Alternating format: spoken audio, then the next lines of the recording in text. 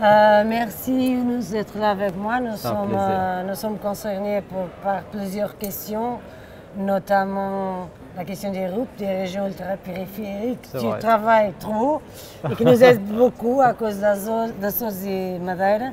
Mais il y a une autre question qu'on travaille ensemble. Tu es très dévoté vers ce travail, c'est la question du glyphosate. Et que pour nous, c'est aussi une bataille très forte. Nous n'avons pas gagné encore. Non. Mais tu peux expliquer un petit peu comment est-ce que ça marche ici, le travail que tu es en train de faire et tout ça? Oui, et le travail que je fais, je le fais avec d'autant plus de force que j'ai ton soutien et où on travaille ensemble sur ces questions. Très importantes au Portugal, en France, où les citoyens sont très intéressés par cette question. Au Parlement, on a mis en place une commission qui est une commission spéciale en fait, qui est un peu une sorte de commission d'enquête, commission pesticides suite au scandale des Monsanto Papers et du glyphosate. Et nous sommes dans ce travail en ce moment. Mais ce que je veux dire, c'est qu'on est dans une situation où les institutions européennes, la Commission européenne, le Conseil européen, les chefs de gouvernement, alors qu'on sait que le glyphosate est cancérigène, continue de prendre des décisions pour empoisonner les gens en pleine connaissance de cause. Ça, c'est le premier problème.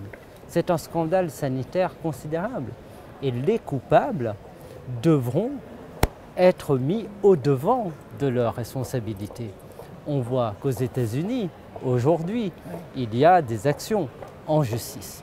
Mais pas dans l'Union européenne. Non, pas dans l'Union européenne. Tu avais dit, il y a aussi d'autres questions, pas seulement... Oui, il y a d'autres questions. C'est tout ce qui concerne en fait la procédure d'autorisation des pesticides.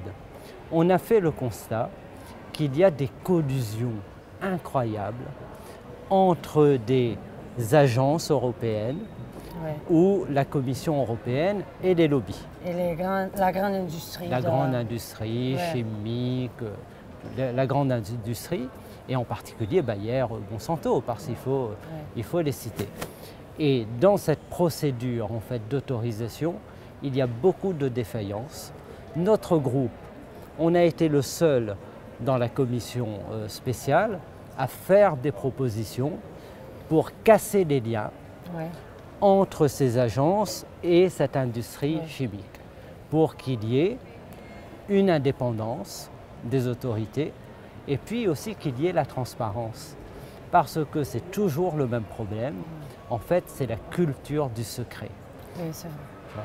Et ça c'est quelque chose qui est très préjudiciable à la fin pour les citoyens.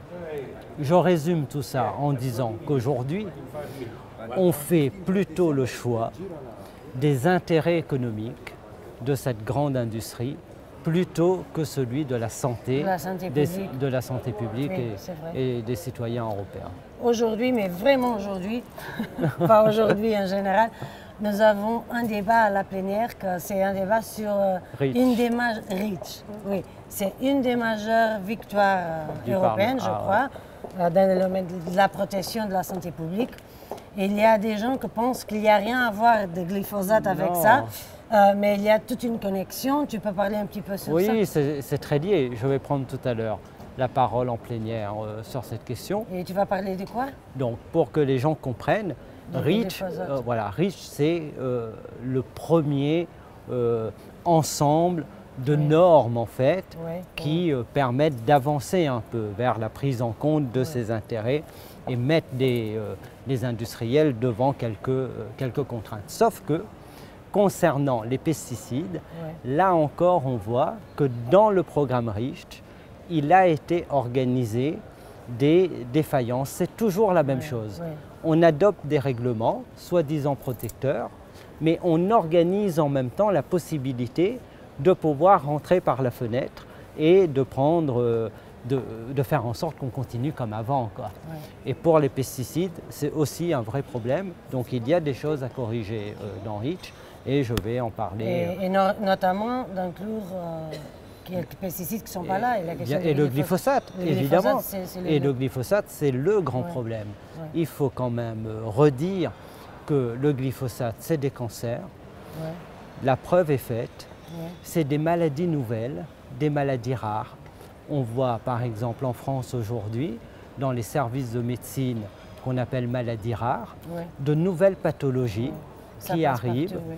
parce que tu as par exemple le glyphosate, mais il peut être utilisé avec d'autres pesticides. Ouais.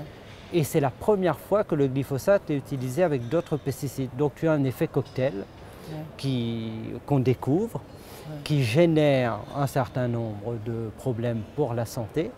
Et nos services de santé ne sont pas forcément dotés encore de tous les moyens pour ces nouvelles pathologies. Donc il y a énormément de travail à faire. Mais nous, notre position en France, on a eu une grande bataille avec Macron, ton ami Macron, Napoléon.